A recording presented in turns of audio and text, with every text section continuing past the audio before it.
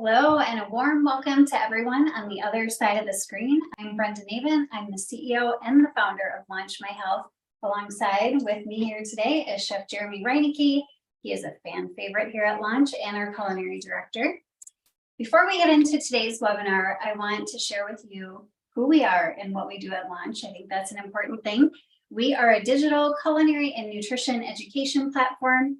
For me, I've spent over 20 years in the healthcare business and know firsthand where all the gaps exist in nutrition. And Jeremy knows too, we work together in healthcare. And we provide real nutrition and culinary programs that you care about. So you on the other side of the screen. So things like reducing inflammation, gut health, women's hormones, and healthy aging. Plus, we've got Home Chef Pro. So you can learn how to cook at home. It's like culinary school for the home cook. It's awesome. It's like what you did in your training. What I used to do. Yeah, absolutely. But we're bringing it into your home. Yeah, it's cool. Yeah. So our platform is available direct to you, the consumer, or through employers, insurance companies, and maybe even your clinic.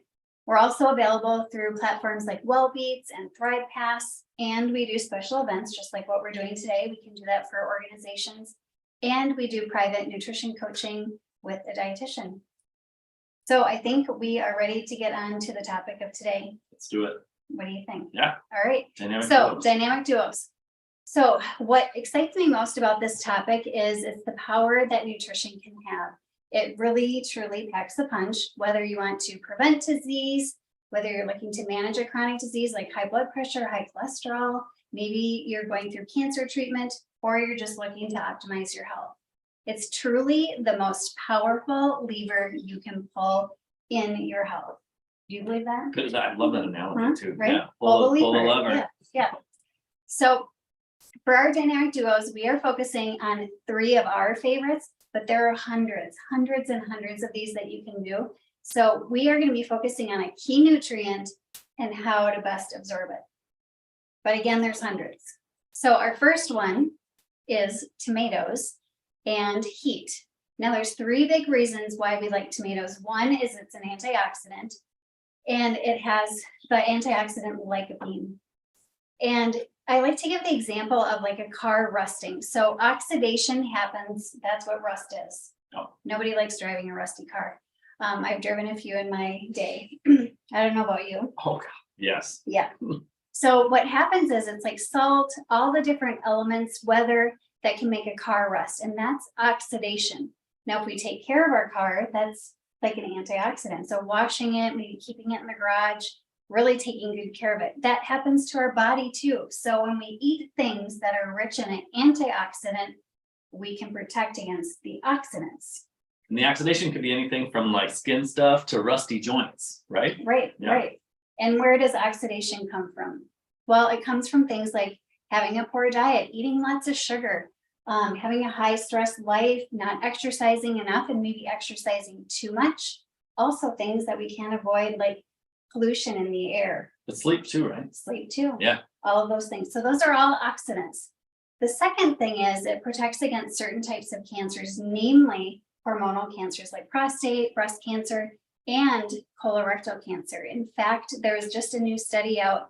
I don't even know if we've even talked about this. It just came out that in the age group under age 50, in particular age 30 to 39, cancer is way on the rise, especially breast cancer and colorectal. So lycopene, what we're doing today, is spot on, right?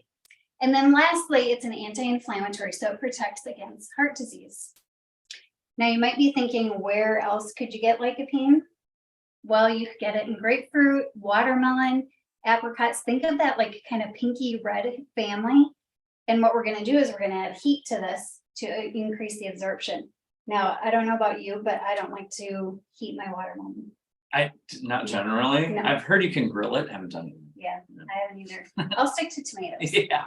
This is a good place to add heat. So I'm going to turn it over to Jeremy and we're going to whip up some Yeah. pasta sauce, Right on. right? Yep. We're gonna make a red sauce Yeah. today. You guys, a really classic red sauce and very, very simple as well. I never buy these things in the jars in the supermarkets. You guys, you can make them with just a handful of ingredients, and they're so much better than what you're gonna get in the supermarket anyway, if I'm completely honest. So we're gonna put a little bit of heat on a pan here. You can use a large saute pan for this, a saucepan, a Dutch oven, anything that will really capture and hold these ingredients. We're gonna give a little dollop, maybe just enough to kind of lightly coat the bottom of your pan of some extra virgin olive oil. Now, extra virgin olive oil is a low heat oil, so we don't want to overheat here. We'll talk more about that in just a moment. We're going to add some small diced onions to our oil here. And I don't know if you can hear that sizzle, but that sizzle is exactly what you want to hear. It's a nice, gentle sizzle.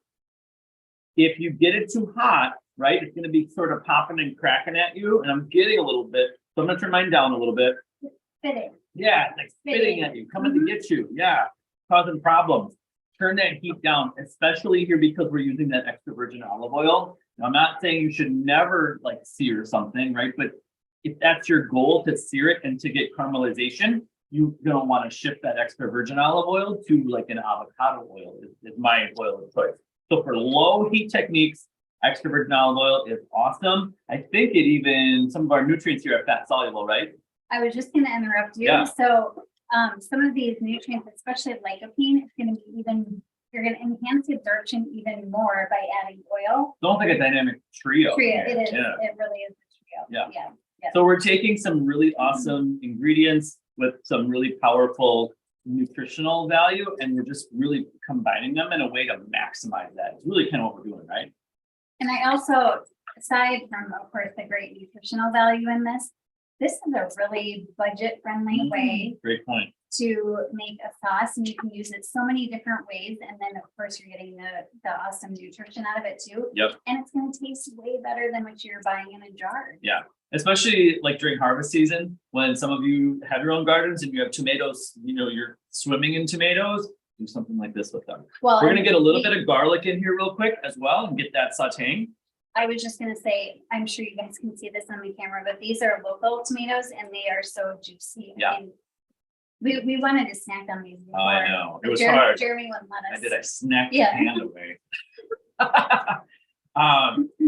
Okay, so we're toasting the onion and our garlic. Next up, we're gonna add a little bit of Italian seasoning here. Whenever I add herbs, fresh or dried, to a dish, if at all possible, I like to add them before the wet ingredients go in. So I'm in this dry pan right now, and we're toasting those herbs. And then in certain culture, certain cuisines, you would never dream about adding herbs to a wet thing. You're always going to give them just a nice light little toast, and that's going to as well kind of maximize their flavor. I can just, the Oh, aromatics, right? yeah.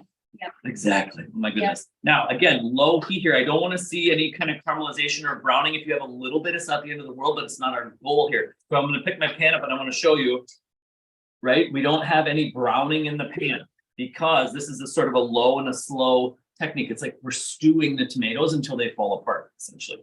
So now we're going with these tomatoes. And again, as Brenda said, look at these things. There's not a white part on them, right? Perfectly ripe, beautiful tomatoes. They're going right in here.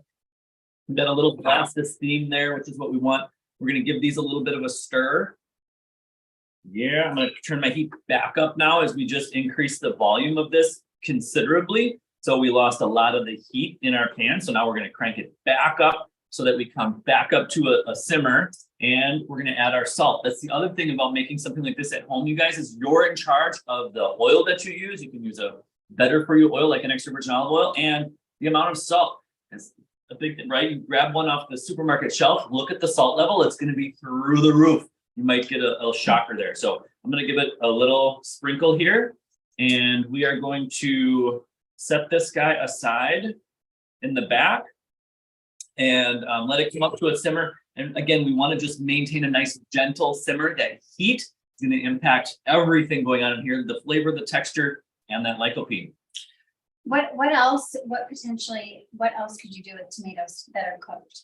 Besides Anything. like a sauce? Like salsa? Oh my gosh, yeah, Right? absolutely. Salsa. I mean, anywhere you want to get a little bit of flavor, you could use it as a marinade as well, right? You can take it to so many different places. I'm just thinking too, like in the summer, tomatoes are fresh. Yeah. So like Yep. off the vine. The nutrients are really high in there Yeah. too at that time. Yep. So, do something you can and make salsa and keep it all year round. Absolutely.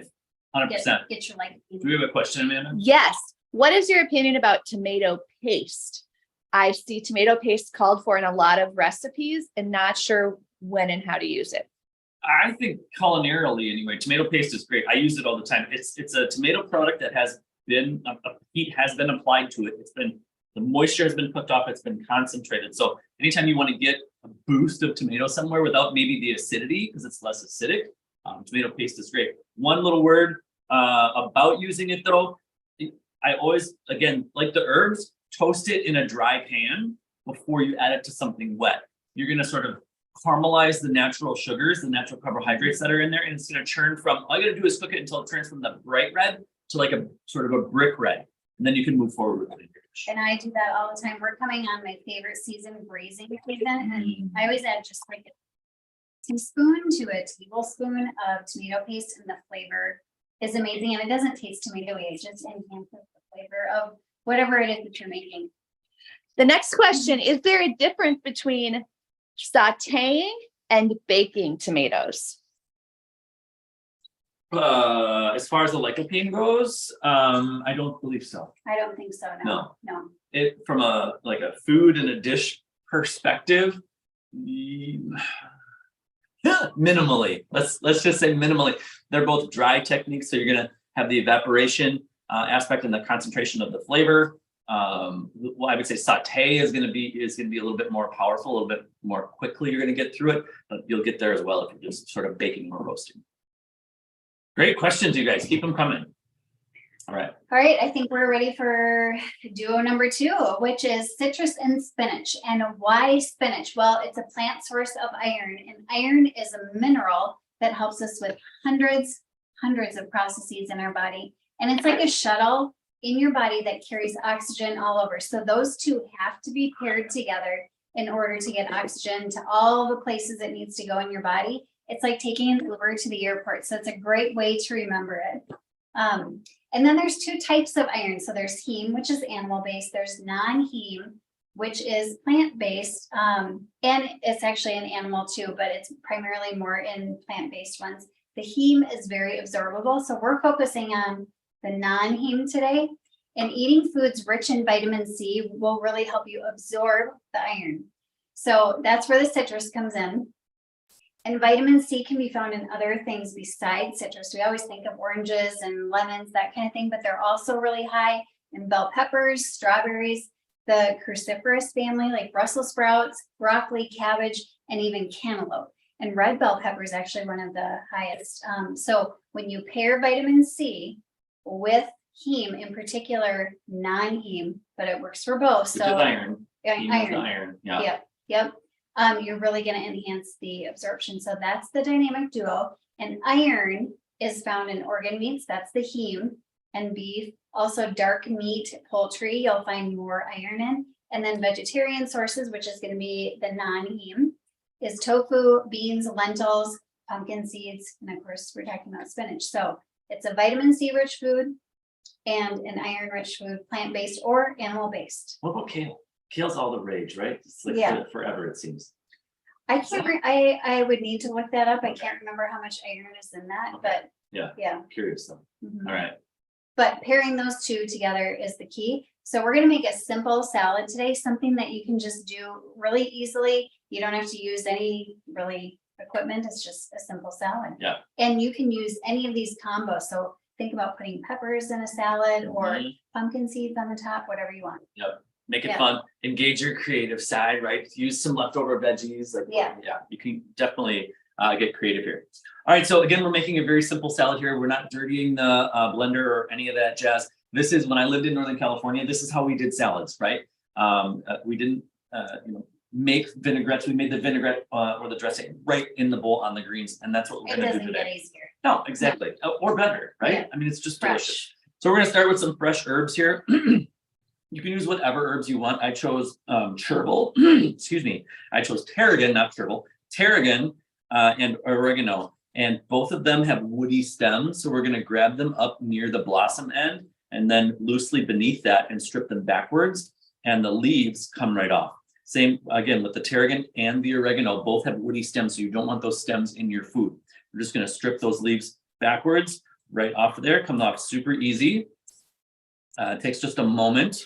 You do want to do this fresh though. Oregano is pretty stable, but tarragon is a little bit finicky. So if I did this in advance, the tarragon likes to turn brown. Not the end of the world, it's not going to become bad for you, but it's not nearly as pretty. So we're going to put our herbs in a little bundle here, and we're going to roll them gently. I don't want to break them, but we're going to just roll them gently in order to kind of manage them, maintain them. And then with my knife, thank you. Right here. Thank you. With my knife, I'm just going to run through and slice them nice and small. Now, I like my herbs with, what I would say is a rustic chop or a rustic mince, if you will. You can come through here and make these as teeny tiny microscopic as you want, but just this once through is good for me. And, I'm guessing time is really important to all of us, right? So any few moments we can save on the prep is a win, right? So just a nice coarse chop on those herbs. And then The aromatics are fantastic. absolutely, you can Yeah. already Yeah. get it, right? As soon as you start like breaking those herbs or cutting them, they release their oils, and yeah, they're wonderful. All right, so here we've got our greens, which is it's a mix of greens. So we've got some reds and some greens and some purples, and then of course there's some spinach mixed in here as well. And again, you guys are gonna love how simple this is. We're gonna take a vinaigrette or a dressing has a couple main components. There's a fat and there's an acid. We're using lemon juice today. It doesn't get much simpler. You can use lime or orange. You could use some red wine vinegar if you want. Totally up to you. You can make this different every single time. I'm going to squeeze that lemon juice right over the top of my greens. I'm squeezing it through my fingers here as well, so that my fingers can capture any seeds that come out, and then the juice flows through my fingers. Nice little tip for you there. If you don't have a juicer handy, you can't find And it. save cleaning a dish. Yeah, absolutely. I know. Right? I don't know about you all, but Yeah. doing dishes has never been my No, favorite no. thing to do. So yeah. All right, there we go. And then we're gonna take a little drizzle of some sort of sweetener here. And I'm using honey today. I'm just gonna get a little bit in there. I don't want it to taste like honey, but I just want a slight little sweetness in here. You could use maple, you could use agave. You could skip it all together, but a little bit of sweetness really kind of rounds this out nicely. We're gonna give it a pinch of salt right on those greens. Again, doesn't get much simpler. And we're gonna give it a nice drizzle of that extra virgin olive oil again. And you always want to add, I'm just kind of, I say a drizzle, right? A pinch of this. You want to add just enough of the wet ingredients, the honey, the oil, and the lemon juice to just lightly coat those greens. You should never have a pool of stuff in the bottom of your salad bowl. So let's take this and we're going to give it a little toss. And what I want to see is, again, just enough goodness in here, just enough of the oil and the acid to lightly coat my greens. That's all I want to see. And we're just lifting, turning, tossing, folding, being real gentle, of course, because greens are a delicate thing. And the oil in here, of course, is helping absorb all of the other nutrients. Yeah. I mean, there's a ton, vitamin K, there's all kinds of nutrients that are in here. And distribute it, right? Yes, so fat-free dressings, not great for Exactly. vitamin absorption. Oh Yeah. my gosh, you guys, yeah. So a little sprinkle of herbs here, and I'm just gonna give it one more toss. But those fat-free things, telling you We're what. usually high in sugar too. Yes, absolutely. Again, anything you purchase in the convenience aisle, look at the label, you guys. Look at what's going on in there. It can sometimes be deceiving. Foods that are branded healthy, not always the healthiest. Well, and what I love about this is it's so simple. Yeah. Plus you get to choose the oil that you want, and this can really become anti-inflammatory, which we're going to talk with our next dynamic duo. But an anti-inflammatory oil versus something that is a seed oil, like a soybean oil, Right. canola oil, that kind of thing that are typically found in commercially prepared salad. Almost all, let's be honest, hard to right? find. Canola, I mean, Yeah. again, look at the back, see what kind of fat is in there. And you'll almost exclusively gonna see pro-inflammatory oils in Right. those things. So, Great. all right. And then next up is, well, it's my favorite part. I think it's toppings? one of your Oh, favorite. No, tasting. tasting. Get in there, Brenda. See how it is. Mm-hmm. Oh, sure. Let me find a small one. I think it needs a little salt, yeah. It's pretty tart too, right? It's very tart, but I like tart. I do too, but How You would can we, do it how however would you we, want. how would we fix that? Ooh, I'm putting you on the spot here. I've learned a lot. We would add a little more oil. Oh, very good. Excellent. Yes, Yay. absolutely. Yeah. So if you taste it, again, you're building this, building the plane in the air, right? If it tastes too acidic to you, add a little bit more of your extra virgin olive oil to it, and it's gonna balance that right out. And vice versa, if it's not acidic enough, you add a little Yep. more. If you taste it, it's like fatty and flabby and kind of coats your tongue, give it another little squeeze of that lemon. It's that simple. Question. Would you ever use regular olive oil? So you can, just a real quick explanation as we plate this up here. Extra virgin olive oil, you guys, is the first crush of the olive. So you're gonna get the most flavor, the most particulate. It's gonna have the lowest smoke point. You're gonna have the most flavor.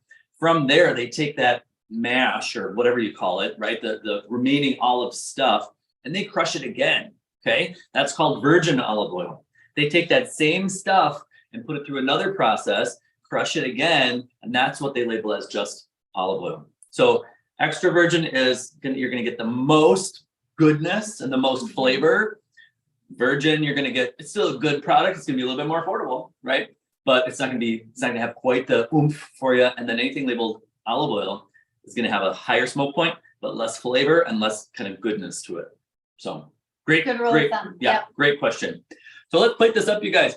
We're gonna take my tongs and I'm gonna get in there and I'm gonna land it right in the middle of my plate if I can. I'm gonna try to get a little bit of height when it comes to plating. The eye generally likes a little bit of height, so we're gonna try and stack it up as opposed to letting it sort of just lay there and be flat. And then we're gonna garnish it. I'm gonna use a little bit more of that fresh herb. Oh my gosh.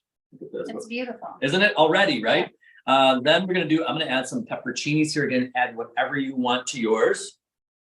Yes, I love these pepperoncinis. Or Greek peppers, kind of whatever you want. We're gonna do a few black olives around here. Yes. Let's do some diced tomato. Oh my gosh, it's like a picture, isn't it? It is, it's beautiful. It's so simple. And this is a great way to use up leftovers, or if you're meal prepping for the week, like say on a Sunday, whatever day works for you, get things chopped up and add these. 100%. Yeah. 100%. Yeah. A little bit of red onion on there. And here's what we have. Even it just occurred to me, but a little bit, if you like cheese, a little bit of feta on here, some bright white against these beautiful colors would be really pretty as well. And then if you want as well, a little sprinkle of freshly ground black pepper. Oh my gosh. And if you're looking to add some protein to this too, this Just could gonna be say. this could be a great side salad. Yep. But you could add garbanzo beans, you could add any type of bean on the vegetarian side. But then obviously chicken, salmon, shrimp, whatever you wanted, just Yeah. would be delicious. Absolutely. Yeah. A really nicely grilled or sauteed chicken breast sliced nice and thin right in here. And I mean, you've got a meal, right? Yeah. Yeah. That's great. So there's that one. We'll set this aside. We'll bring these all back as we wrap up here, but I'm going to tidy up and I'll let Brenda move into number 3. Yeah. And by the way, we will be giving you all of the recipes for what Jeremy has prepared today too, so that you can make them at home. So on to our last and final dynamic duo is turmeric and pepper, and piperine specifically. And hopefully, you know, it's kind of a tongue twister, but even more. So turmeric is a root that contains curcuminoids, and that's a very, very powerful phytonutrient, and it's also anti-inflammatory. Chinese and Indian cultures have been using this throughout history as an anti-inflammatory remedy. That's why we love it. So what is all this inflammation talk about? Jeremy and I talk about inflammation all the time. There are 2 types. One is acute inflammation, the other is chronic. It's the epic battle, good versus evil. Acute inflammation we've all experienced. We've had an injury, we've maybe cut ourselves. Jeremy, have you ever cut yourself? Never. Never. I've seen it. But when that happens, our body goes into this emergency response mode. So it's the fire, it's the ambulance, it's the police. Yeah. Oh yeah. Yeah. They all come in and they do things in our body that help it heal and survive. So we want this acute inflammation. It's a survival technique. But chronic inflammation is not good. And that's our lifestyle kind of gets in the way of this. So again, it's the same thing with the oxidation, where we are eating too much sugar.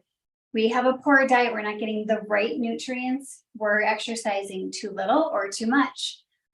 Poor sleep. We have a really- environmental stuff too, right? Environmental, Yeah. stress, Mhm. all of those things play into chronic inflammation. And what happens when we have chronic inflammation, we can end up getting headaches, chronic fatigue, disease, things like diabetes, high blood pressure, Yeah. even high cholesterol. It can trigger those things, right? It's like the root Mhm. of disease for us. So this dynamic duo, we're doing turmeric plus black pepper, and actually it could be any type of pepper. It could be the pink, it could be the white pepper, anything. It has piperine in it, which helps us absorb the curcuminoid that's in turmeric by up to 2,000% more. It's insane. It's hard to believe. 2,000%. Yeah, That Yeah. sounds like weird it's crazy. science. Yeah. But anything we can do to enhance that anti-inflammatory property, the better. So you can use turmeric in cooking, but today what we're gonna do is make a tonic, which is delicious. It's kind of like a nice fall kind of drink too, like to Perfect for sip. that. Yeah. Yeah, it's delicious. So we'll get into this. And again, this is just one way to live an anti-inflammatory lifestyle, and it's the dynamic duo. So it's pepper and turmeric. The curcumin and the turmeric, right? Yes, Yeah. yep. All right, so again, you're gonna love this one, you guys. Super duper simple. We're gonna add a couple cups of water to a blender here. Then we're gonna add, I've got some ginger, and the turmeric is right here. They're similar. I look at them as sort of cousins, sort of. They're of a similar family. They're both roots or rhizomes. And they both have really wonderful anti-inflammatory power, and they're flavor wise, they align as well, right? They just go together. Yep. Yeah. So they're both roots, and all I do is I peel them with like a spoon, rub a spoon across the top and remove that really thin papery skin on top, and then I just slice them. From there, you could mince these up, but from there, we've got a blender. Let's let the machine do the work, right? So we're gonna add our ginger. Could you use turmeric powder, because you can buy that? You can, yeah, absolutely, you can. I'm a nerd for fresh stuff, right? When I can find it, I'm gonna use it. But yeah, if you can't find it, absolutely use the turmeric powder, the dried stuff, right? Yeah. Turmeric root is going into our blender, and I think we have a question. How long does fresh turmeric and fresh ginger last? You know, surprisingly long, actually. You guys keep them in your refrigerator, of course. You can wrap them in plastic, or even just a baggie to help them from drying out. Weeks? I mean, a long time, honestly. Like as long as you would a potato, like it, a like potato or it's even less. I was going to say Yeah. garlic, right?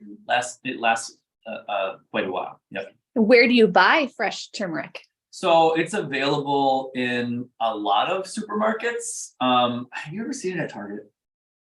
No, I don't know that But I I've haven't really been looked. Which, Right. like, typically when I find it, it'll be like where all the other fresh herbs kind of are, like in that section. In your market, yeah. It'll in your be market. ginger, bell peppers, garlic, Yeah. usually are in that area. Yeah. Yeah. But it's not, at least I feel like it's become It's easier to common, find. yeah. Yep, definitely. Okay, let's add, we've got our black pepper, which is the other big player here. We have a little bit of cinnamon, which is sort of a warming spice, goes really nice with these roots as well. And then a pinch of salt. That's right, a pinch of salt as well. It's going in there. And then let's get our sweetener. For this one, we're using maple. So let's get some maple syrup in there. Really tasty. This is total fall. Yeah, absolutely. And honestly, speaking of fall, right? And I think somebody asked me the last time I did this one, what about adding like a little bit of pumpkin puree to this, right? Oh, that would be Absolutely. good. Oh my gosh, it'd be so good, definitely. Yeah. But if you're gonna add something like a pumpkin puree or a sweet potato puree, add it here and blend it up, right? All right, top is going on. We're gonna give it a little puree and everything. And I really mean a little. I really only want to break these things down to like pea size because we're going to strain them off. Okay. You can consume them. They're very, very fibrous though. And I find a lot of people, it can be kind of off-putting. So the next thing we're going to do is we're going to heat this up to really fully extract all of the goodness from the little pea-sized pieces of ginger and turmeric. And simmering can actually help enhance again, more absorption of that. Yes, curcuminoid. absolutely. So a simmer, not a boil. A simmer, not a boil. Yeah, we just want to think. I almost think of it like tea, like you would make tea, right? Get the water so that's like steaming, and that's all we really want to do here. So this combination is going into our pan here, along with a couple of cups of milk. You can use any milk you want here, right? When I've got a little, it's a good one. See that stuck in the bottom there? Make sure and get all of that, you guys. All those goodies. All the goodies, yes. Don't let the blender steal it from you. What kind of milk are you using today? So I'm actually using dairy milk today. But you can use any milk that you want to here. Coconut milk, almond milk. 100%. Literally anyone that you want. Yep. You could leave it out entirely, honestly, if you wanted to. I've done that too, right? And just use the water. You know, we really just we're using the milk and the water as sort of a base, right? To carry all of the flavor and the nutrients, right, into our bodies. Yeah. I'm just thinking right now that this sounds really good to add into some coffee and morning too. Absolutely. Just like a nice fall, Yeah. like almost a fall latte. 100%. And keep it cold, seal it up, put it in your refrigerator. You can And- use it all week. Absolutely. Yep. Now, one other thing that I want to mention real quickly is, as this comes up to once we see steam, we're pretty much good to go. But I've served this both hot and cold, and it's really good both ways. I believe these are fat soluble nutrients as well, right? So if we get a little bit, if I am using a dairy milk, I'm going to use the full fat, right? Because it's going to be the vehicle for distribution throughout my body. But if you're serving this warm, I also love to stir in a little or whisk in a little dollop of like coconut oil. And it rounds it out, brings a beautiful sort of warming flavor to it. I like to mention that because you're only going to want to do that if you're serving it warm. If you chill this, That wouldn't be good. no, the coconut oil is going to solidify. It's going to be like little ball bearings or even just a little cap kind of on top. So yeah, just wanted to mention that. Might feel a little waxy. It might be a little odd for you. Yeah. Yep.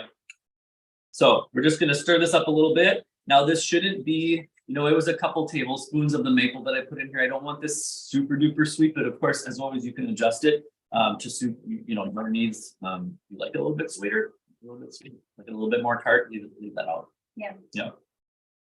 Cool. All right.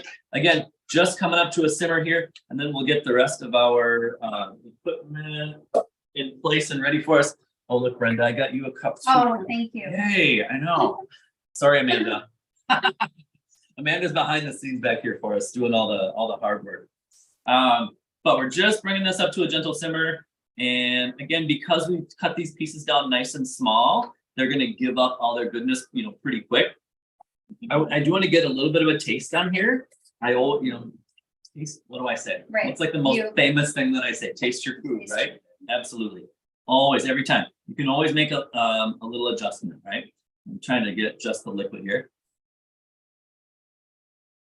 That's perfect. It's really good. I'm going to boost the sweetness just a little bit because we got this honey sitting here. So we're just going to make a little adjustment. Why not use it? Why not use it? Absolutely. And it's going to be really good in here as well. There we go. All right, we're going to swirl this in. We are going to strain this. So if you have a pitcher, you're making a full batch of this, I would strain it through something that's fine mesh. You can see this is nice and fine into a pitcher maybe.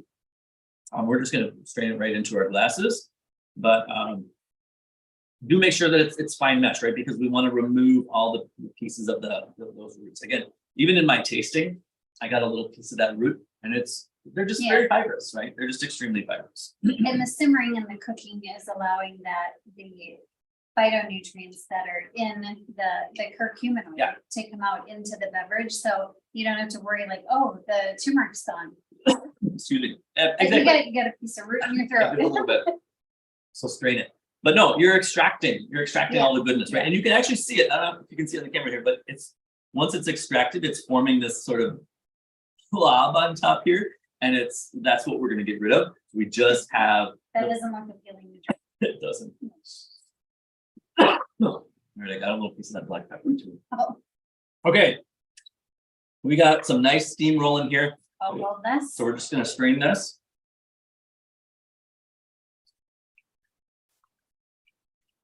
Or ladle. Right to your cup. that too.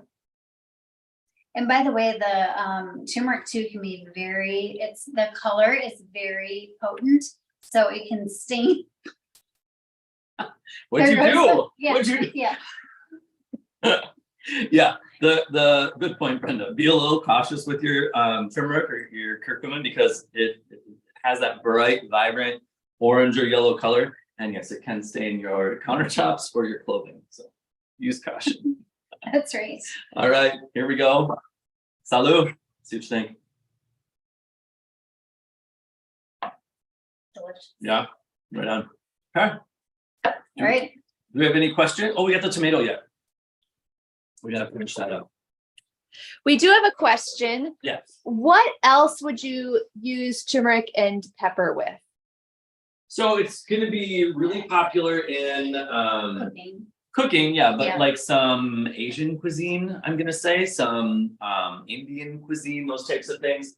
But again, get creative with it, right? If you have a recipe that you love for a braise, a braised brisket or a stew, a chili, something like that, those are great places to get those in there. The flavors will be supportive of something that's hearty and earthy and brings the sort of robust flavors, if that makes sense. Yeah, and also too, I think a lot of people think like, oh, I have to add turmeric to like everything or really consume it frequently.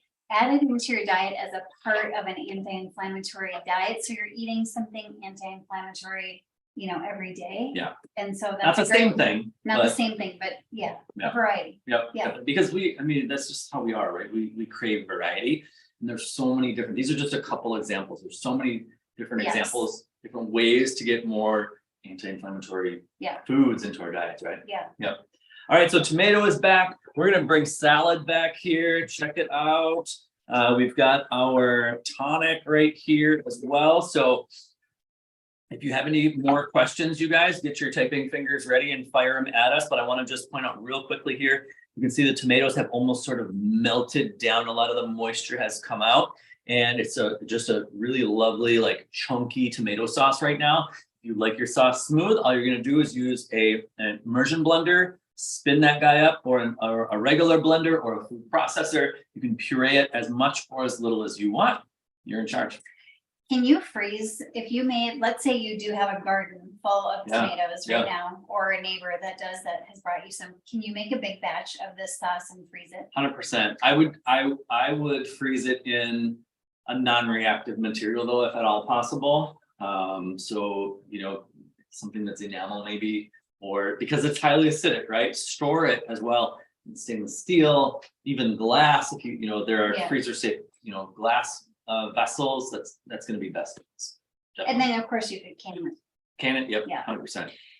Did you peel the tomatoes? So great question. I did not peel the tomatoes, and I know a lot of recipes ask you to do so. And I'm just going to be real with you. Lazy. No, I'm just kidding. Yes, nailed it.